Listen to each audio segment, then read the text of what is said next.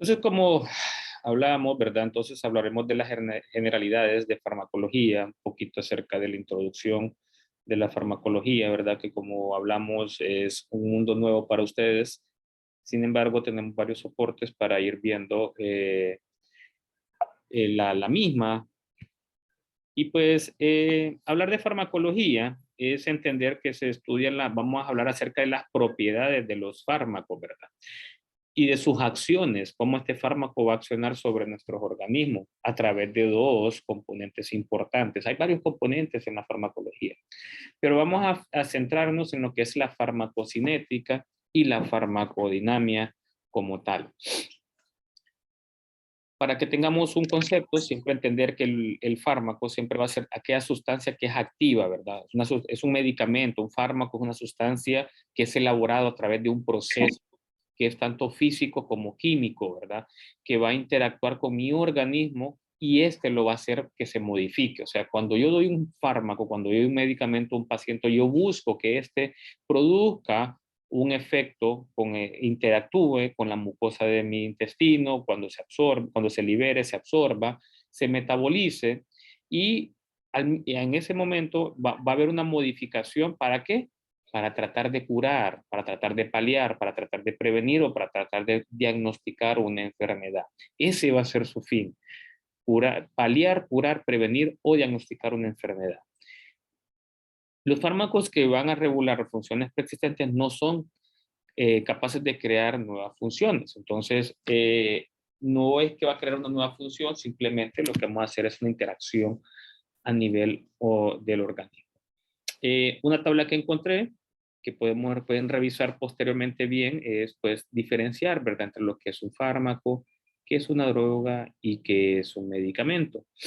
Entonces, en base a eso, ustedes van a ir viendo cuáles son sus composiciones, qué es lo que es, ¿verdad? Entonces, cada una de las diferencias entre lo que es estos tres, que muchas veces tienden a confundirse. Ahora bien, si hablamos dentro del punto que nos vamos a centrar, que va a ser la farmacocinética y la farmacodinámica, y en esta primera sección del día de hoy, pues hablaremos de farmacocinética. Prácticamente es lo que la farmacocinética se va a referir a lo que el organismo le hace al fármaco, o sea, cómo mi organismo, cómo mi cuerpo va a interactuar con ese medicamento y qué modificaciones le va a ir haciendo al fármaco para que éste produzca su efecto. Y farmacodinamia prácticamente es lo contrario. Es lo que el fármaco le hace al organismo. Ese farmacodinamia. De farmacocinética viene de cinesis de movimiento, ¿verdad? Entonces, cómo un fármaco se mueve en el organismo. Entonces, dentro de la farmacocinética, pues vamos a ver esto, pues que ya ustedes han ido leyéndolo y estudiándolo, que es una disciplina que estudia el curso temporal de las concentraciones y cantidades de los fármacos y sus metabolitos en el organismo, tanto de forma líquida, en forma de tejidos y excretas, y su relación con la respuesta farmacológica. Algo importante que tenemos que entender, ¿verdad? Cuando estamos hablando de la farmacocinética es pues ver las vías, ¿verdad? Aquí vamos viendo, aquí podemos entender, ¿verdad? Tres vías o algunas de las vías que miramos nosotros como la vía enteral, la vía parenteral, principalmente estas son las que utilizamos, pero también tenemos otras vías como la vía tópica.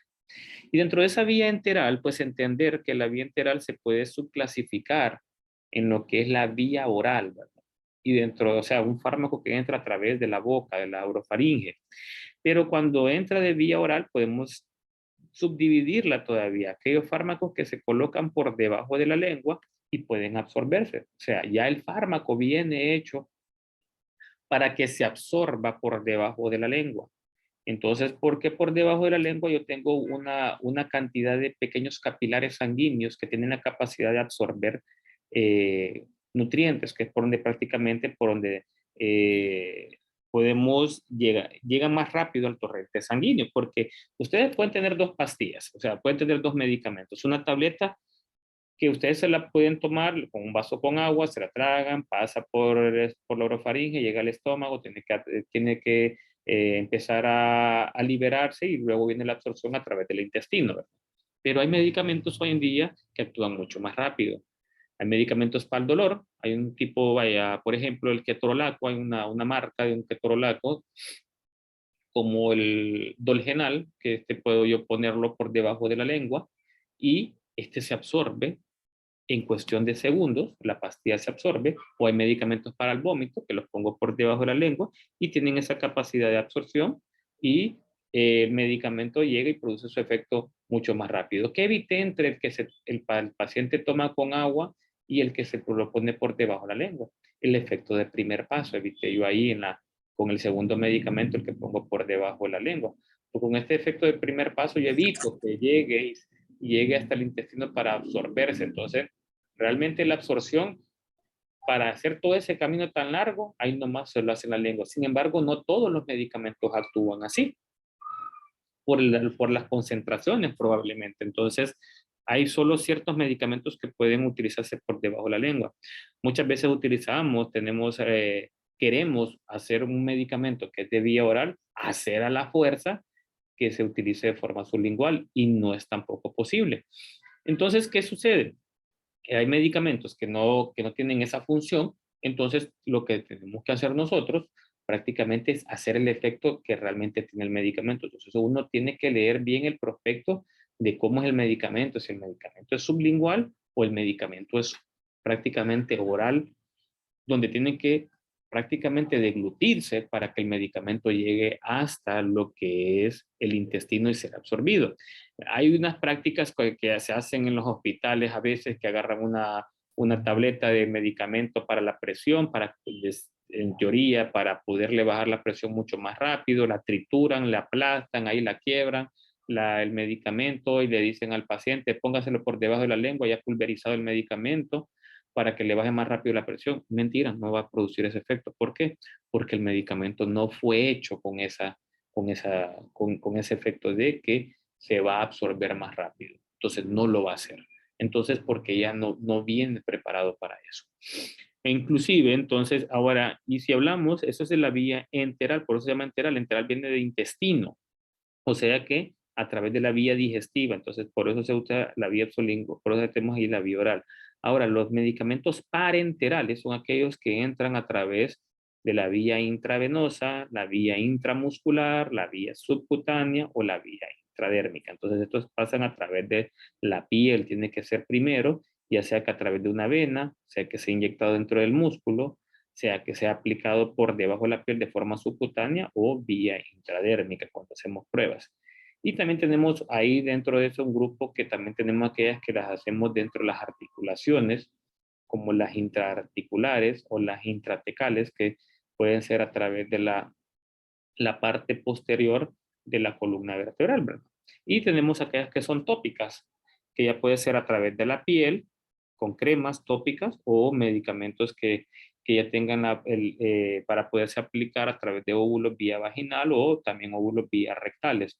Y tenemos también aquellos que son como gotas, que pueden ser gotas oftálmicas en soluciones nasales, en spray nasales, o la vía óptica, que pueden ser gotas también. Entonces, si ustedes van viendo acá, tenemos diferentes formas, ¿verdad? Como las intravenosas, cómo entran a través de la vena. Y vamos a ir viendo cuáles tienen mejor absorción y cuáles de todos estos medicamentos son los que se absorben el 100%, porque no por decir, ustedes se toman una pastilla, no quiere decir que esa pastilla, el 100% de esa pastilla es la que va a producir el efecto. Entonces, después viene el otro térmico, que es la biodisponibilidad, que ya lo vamos a ver más adelante. Entonces aquí vamos viendo, ¿verdad? Solo para que vamos viendo cómo se da lo de la farmacocinética, que lo vamos a ir viendo paso por paso. Y pues miramos así a grosso modo, rápido, que tienen la tableta o la pastilla, entra la mucosa del gastrointestinal y entonces el intestino tiene la capacidad de absorción de nutrientes y dentro de esos también tiene la capacidad de absorción de los medicamentos. Una vez que se absorbe, pues el medicamento entra al torrente sanguíneo, pero tiene que pasar por una estación que es el hígado, que es donde se va a metabolizar, o sea, donde el hígado va a decidir qué hacer con el fármaco, ¿verdad? Entonces, cuando se metaboliza, entonces la droga o el medicamento va a entrar en circulación, ya sea hacia los diferentes tejidos donde necesitamos que actúe dicho fármaco. Y lo que quede del medicamento, pues prácticamente va a ir hacia lo que es el siguiente paso, que es la excreción a través de la orina, que es a través de los riñones, para liberarse a través de la orina, y si hay algunos medicamentos que pueden ser también liberados o excretados a través de las heces. Entonces, tenemos muchos medicamentos que podemos utilizar hoy en día, ¿verdad? Para sus diferentes funciones y distribuciones en el cuerpo. Algo que yo creo que ya lo vieron ustedes, ¿verdad? En sus clases de enfermería, ¿verdad? Es las diferentes formas de medicamentos que hay y pues la misma cómo se aplican, ¿verdad? No es una clase que les voy a enseñar cómo se debe hacer, pero sí vamos a recordar, ¿verdad? Que cuando aplicamos un medicamento intramuscular, miren, tiene la capacidad de llegar directamente al músculo y el músculo tiene la capacidad de hacer que el medicamento actúe mucho más rápido. Si yo estoy entre un medicamento intramuscular y un subcutáneo, ¿cuál actúa más rápido? Pues el intramuscular, porque este llega directamente al músculo y pues ya en el músculo empieza a trabajar más rápido el fármaco. Y en el subcutáneo, como su palabra dice, por debajo de la cutis, o sea, donde está el tejido graso, pero aquí también pequeños vasos capilares que van a permitir que el medicamento se vaya actuando. Utilizamos aquí varios medicamentos, ¿verdad? Podemos usar opioides como el tramadol para aplicarse subcutáneo. Usamos las heparinas, los anticoagulantes de bajo peso molecular que pueden ser de forma subcutánea, las insulinas pueden ser de forma subcutánea utilizarse. Entonces se deposita el medicamento y se va liberando de a poco el fármaco. Y también tenemos por ahí los intravenosos, que el intravenoso, el 100% del fármaco que se inyecta, pues el 100% entra al torrente sanguíneo y el 100% se va a utilizar. Entonces, por eso se dice que esta es la vía más rápida a utilizar por ese hecho de que la biodisponibilidad, o sea, la cantidad del fármaco que llega al torrente sanguíneo y que se va a utilizar, esa es la del 100%. Entonces, en esa medida, vamos teniendo una mejor biodisponibilidad a través de la vía intravenosa. Y también tenemos aquella que es la intradérmica, ¿verdad? Que miramos ahí que se queda por encima de la piel, a veces cuando hacemos pruebas de medicamentos y todo. Ahí están los ángulos, las técnicas, pues eso ya queda para otra clase. Doctor, una consulta.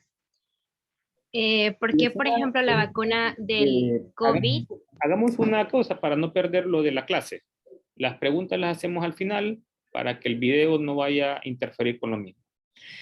Entonces, las vías de administración, vamos a ir viendo también, como las mencionamos acá hay una subclasificación para que ustedes vayan viendo cómo se utilizan las vías enterales y las vías parenterales. Entonces, para que aprendamos a entender cuál es la diferencia entre una vía parenteral y una vía enteral. También les dejo esto aquí, entonces, para que podamos hacer un repaso más a profundo. ¿Okay? Entonces, dentro de la farmacocinética, pues la OMS da diferentes puntos y pues vamos a ir viendo que vamos a hablar que es la aplicación de los principios farmacocinéticos al manejo seguro y efectivo de los medicamentos, ¿verdad?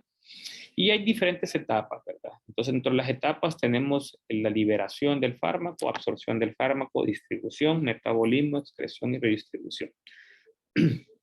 Y vamos a empezar a hablar de cada uno de ellos. Entonces, dentro de la liberación, vamos a ver que este es el proceso por mediante el cual el principio activo, o sea, el fármaco, o sea, cuando hablamos de principio activo, podemos decir del fármaco, pero recuerden, vaya, en un jarabe yo puedo tener, no todo el jarabe de un medicamento es principio activo.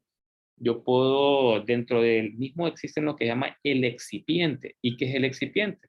El excipiente puede ser el medio de transporte, ¿verdad? Puede ser su forma líquida. En una pastilla, no la pastilla completa tiene el principio activo del medicamento. También está compuesto de excipiente, ¿verdad?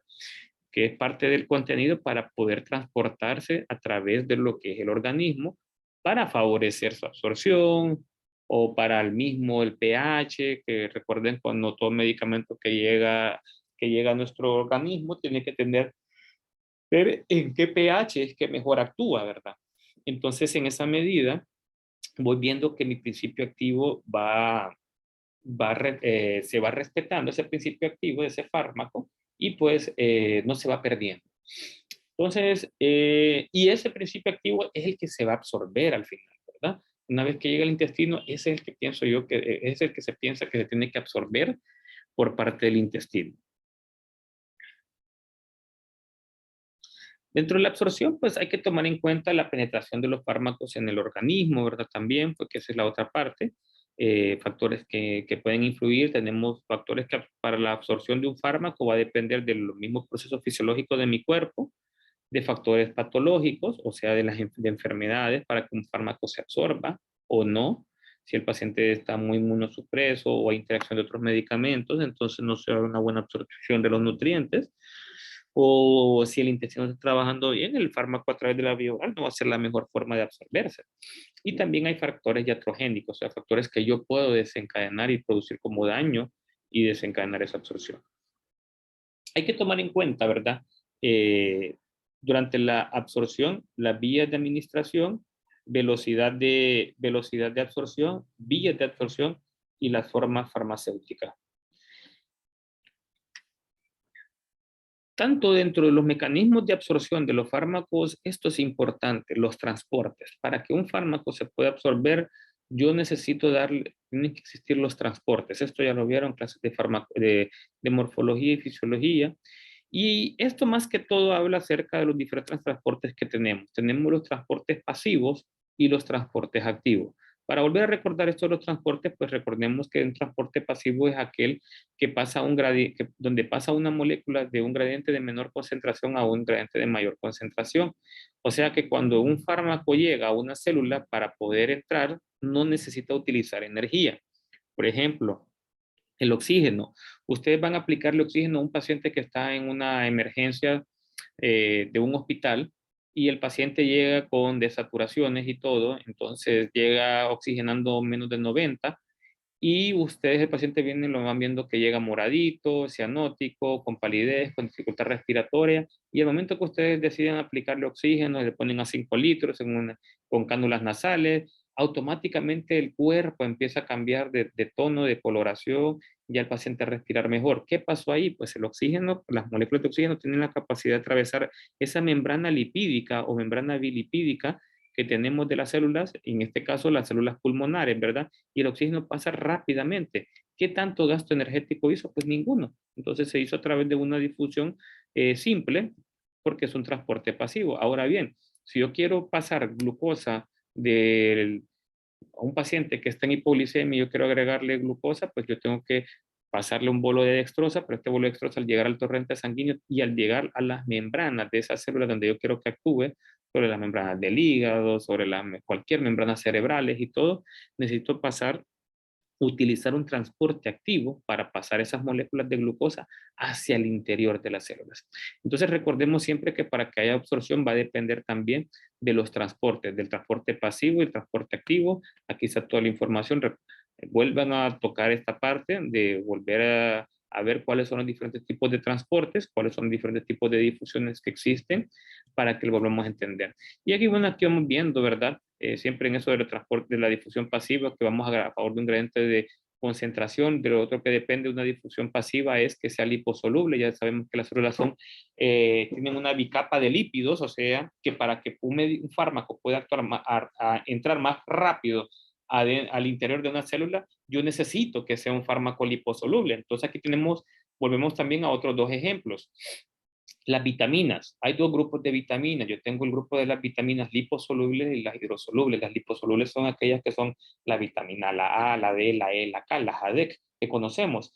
Por ser liposolubles, cuando ustedes utilizan esos fármacos, vaya, si yo tengo un paciente que está con un sangrado transvaginal, por ejemplo, en el caso de una paciente con una dismenorrea o que anda con un sangrado de varios días, yo le puedo aplicar una vitamina K para cortar ese sangrado. Entonces, pero ¿qué fue lo que pasó en el mecanismo de acción? Pues la vitamina K es un anticoagulante que trabaja sobre algunas proteínas, la proteína S, la proteína C, que son a nivel hepático y produciendo esa cascada de la coagulación.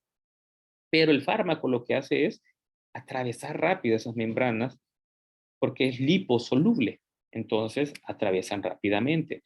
Ahora bien, en el caso de las vitaminas hidrosolubles, como las vitaminas del complejo B, una paciente que ande con, una neuropatía por el embarazo, muchas veces que por el mismo embarazo del peso del producto, el producto hace compresión sobre la columna de la madre, y pues eso puede desencadenar calambres o puede desencadenar paresis o parestesias de los miembros inferiores. Muchas veces les recetamos medicamentos como las Neurobion, que las Neurobion prácticamente son medicamentos del complejo B12, que son vitaminas hidrosolubles. Entonces, todas las vitaminas B son hidrosolubles. ¿Qué pasa con el fármaco? El fármaco es hidrosoluble. Entonces, cuando el fármaco quiere entrar acá, va a tener mayor restricción para entrar porque agua con aceite no calza. Entonces, repelen, ¿verdad? Entonces, una molécula hidrosoluble que entrar a través de una membrana liposoluble va a costar más. Entonces, muchas veces el fármaco, el principio activo del fármaco se queda en el torrente sanguíneo y ustedes van a ver que allá en la tarde la señora ya anda orinando el medicamento de color rojo, naranja, verde, según el medicamento como sea.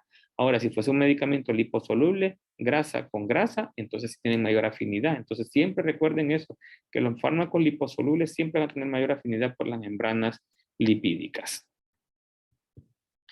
Entonces, aquí hablamos del término biodisponibilidad, de lo que les mencionaba yo, ¿verdad? ¿Qué es la biodisponibilidad? Pues es el grado de absorción de un fármaco y pues es la cantidad y velocidad con la que el principio activo, de forma inalterada, entonces alcanza la circulación sistémica.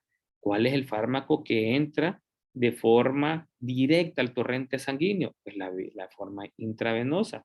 Esa es la única que entra de forma directa.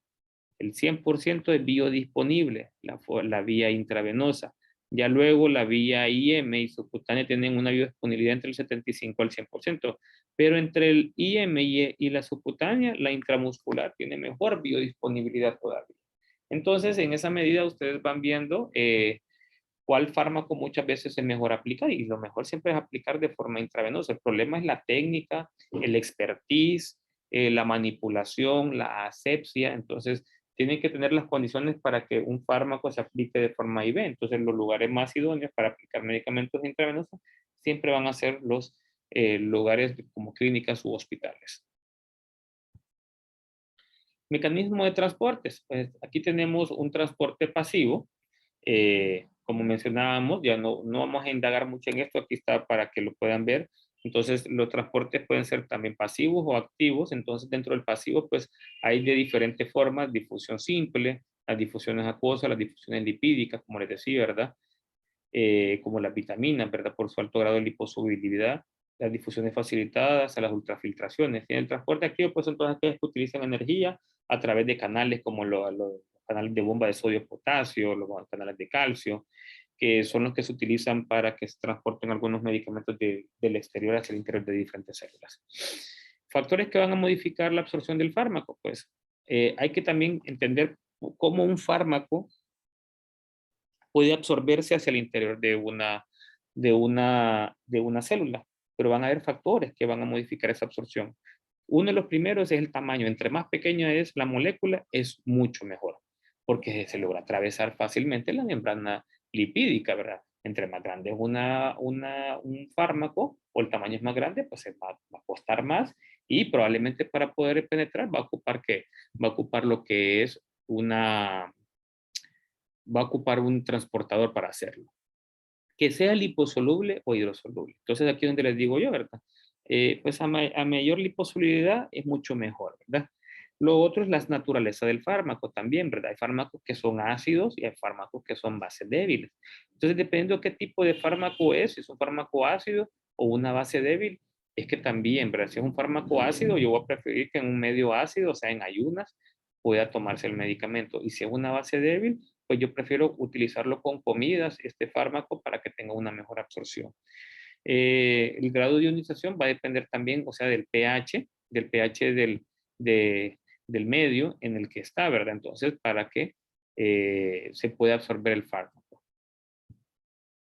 La superficie de la absorción también, ¿verdad? O sea, ¿dónde se va a absorber el fármaco? Si en la piel, si dentro de los alveolos pulmonares, si dentro del intestino. Entonces, tengo que ver a dónde. Mucho también tiene que ver la irrigación de la sangre, pues a mayor irrigación sanguínea, mayor será la velocidad de transporte. O sea, no es lo mismo que el fármaco se absorba en el tejido celular subcutáneo, o sea, en la grasa, a que se absorba vía intramuscular. O sea, vía intramuscular va a ser mucho más rápido. Dentro del espesor de la membrana también, ¿verdad? A una membrana de mayor espesor, es más lento el proceso de absorción del fármaco, ¿verdad? Entonces, tomar en cuenta también ese factor que es importante.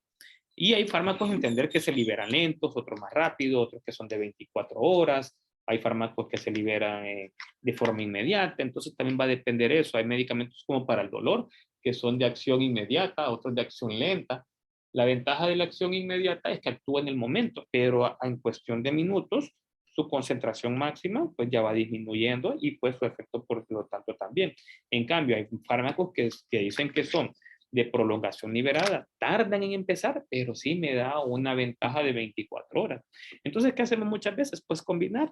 Puedo darle un medicamento para que empiece rápido el efecto, o sea, de acción rápida, y se lo combino después con un medicamento de acción prolongada para que el efecto del dolor por lo menos quede atenuado por 24 horas. Entonces, uno ir entendiendo cómo es cada fármaco, cómo actúa cada medicamento. También hay factores que son propios fisiológicos del cuerpo, ¿verdad? A la mayor edad, ¿verdad? Factores de la enfermedad que hacen que dificulte pues el mismo. Y pues también entender que si lo voy a consumir con alimentos o voy a interactuar con otros medicamentos. ¿Qué es la distribución? Pues es el proceso en el cual el fármaco abandona reversiblemente el torrente sanguíneo y penetra los espacios donde va a actuar. O sea, sale del torrente sanguíneo hacia el espacio intersticial o hacia el interior de las células. ¿Y de qué va a depender toda esta distribución? O sea, recordemos, aquí vamos llevando esa cronología. O sea, el medicamento se libera. O sea, yo no tomo el medicamento, se libera. Llega al intestino, se absorbe. Cuando se absorbe en el intestino, ¿a dónde va a entrar? A un torrente sanguíneo. Pero luego del torrente sanguíneo, él tiene que ir a buscar la célula. Entonces ahí se va a empezar a distribuir, o sea, se distribuye hacia el tercer espacio o el intersticio que vamos nosotros o hacia el interior de las células. Pero va a depender del flujo sanguíneo corporal, qué tan permeables son los pequeños vasos sanguíneos para que se salga ese medicamento del torrente sanguíneo, hacia el intersticio.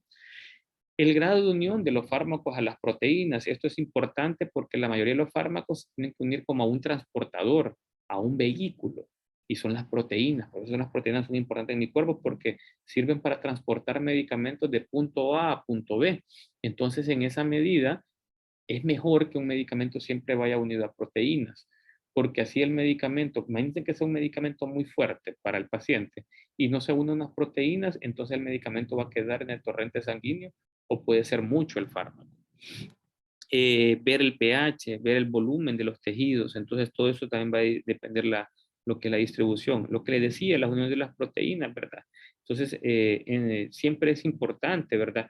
Que un fármaco esté unido a las proteínas y posteriormente, al estar unido a una proteína, pues se va liberando de a poco el fármaco. Y eso es bueno porque se va liberando de a poco, a poco, a poco. Y cuando ya no se ocupa el medicamento, pues se elimina, porque también el medicamento, tenerlo el medicamento más del tiempo que se necesita, no es adecuado. Ejemplo, vaya, ustedes le dan un paciente, ustedes tienen una paciente que anda con una mujer que anda con trastornos del sueño y usted le quiere dar un medicamento para que duerma.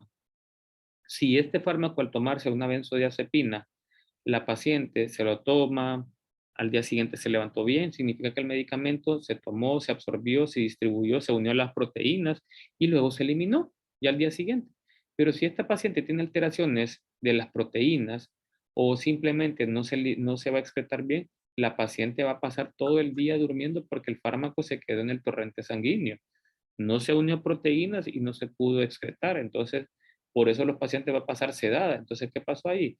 El fármaco no se unió a proteínas y quedó en el torrente sanguíneo por más del tiempo que debe de estar. Entonces, eso es lo que pasa también que tenemos que ir entendiendo con muchos medicamentos, ¿verdad? Que muchos medicamentos queda mucho tiempo en el torrente sanguíneo. Entonces, hay que saber qué dosis darle, cuál va a ser la dosis correcta, el índice terapéutico, el índice tóxico de cada fármaco. Entonces, aquí está, mire, cuando un medicamento está unido a una proteína. Eh, prácticamente vamos a ver que el fármaco con las proteínas va a producir lo que llamamos nosotros enlaces, ¿verdad? Puede ser enlaces reversibles, o sea, que se une a la proteína, va a actuar en el lugar que decíamos que actúa y luego se pierde el efecto. Entonces, así vamos viendo que es lo más adecuado. Entonces, vamos siempre viendo que dentro de los factores que alteran la unión a proteínas, o sea, lo que va a desencadenar vamos a ir viendo que el fármaco a menor unión a proteínas, entonces el fármaco puede quedar libre y producir más efectos secundarios. Entonces siempre es bueno que un fármaco se una a proteínas para producir un efecto deseado. Entonces, y en ese punto, pues más que todos los adultos mayores, ¿verdad? Que son más sensibles a los medicamentos. Entonces ahí les dejamos también esta literatura para que lo puedan leer. ¿Qué es una concentración máxima? Pues es lo que decíamos, es la concentración máxima que alcanza un fármaco una vez que ustedes se lo dan.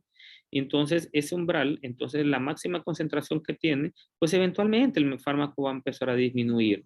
Pero yo siempre lo que busco es un umbral de eficacia, ¿verdad? ¿Dónde va a actuar el medicamento de forma eficaz? Porque si también damos dosis mayores a las que se debe, por eso los medicamentos son en base a kilo de peso en la parte de pediatría, y, pero hay que tener bastante cuidado. Por ejemplo, hay niñas que probablemente vean con un vómito, ¿verdad?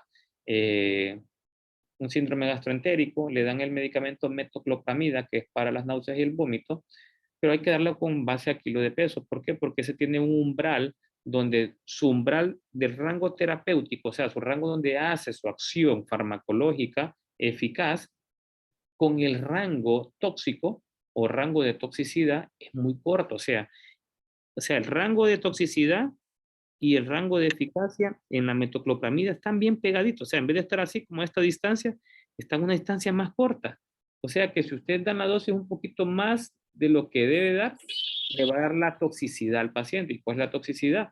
Pues empezamos a ver alteraciones de la conciencia, empezamos a ver espasmos, entonces empezamos a tener eh, lo que llamamos extrapiramidalismo en los pacientes. Entonces se ponen catatónicos, duros se ponen los pacientes. Y hasta que logramos investigar y preguntar, no, es que tomó metoclopramida.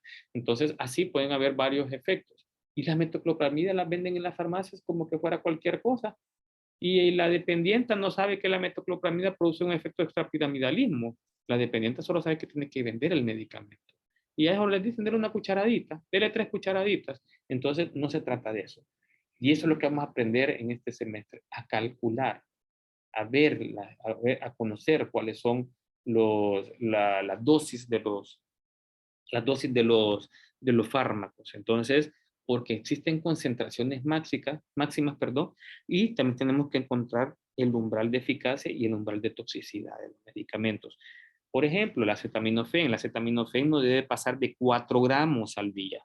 Ya cuando ustedes dan 4 gramos, o sea, 4 gramos equivale a que una pastilla trae 1 gramo. Hay unas que son de 500 miligramos. Pongámosle que usted le van a dar paracetamol o acetaminofén de 1 gramo cada 6 horas. Con que se lo den cada 6 horas, en 24 horas son 4 gramos. Es suficiente, o sea, 4.000 miligramos. Pero si ustedes dan más de ese nivel, entonces vienen los efectos o vienen los efectos de lo que es el efecto de toxicidad. Entonces tenemos que tener bastante cuidado. Aquí les dejo lo de los índices y rangos terapéuticos sobre eso mismo, ¿verdad? Y cuando hablamos de metabolismo, pues el proceso por el cual, bueno, creo que se va a desconectar esto, entonces si se desconecta, pues prácticamente estamos terminando esto. Entonces, el metabolismo de biotransformación es cómo se metabolizan los fármacos, ¿verdad? Ya hablamos de esa parte también. Y pues viene la parte de la excreción, como un fármaco una vez que se ha utilizado, se tiene que liberar o llega al riñón, se filtra y se elimina, ¿verdad? Entonces, esa es parte de lo que es la excreción de lo que es un fármaco y pues aquí está bien su explicación en base a eso. Entonces,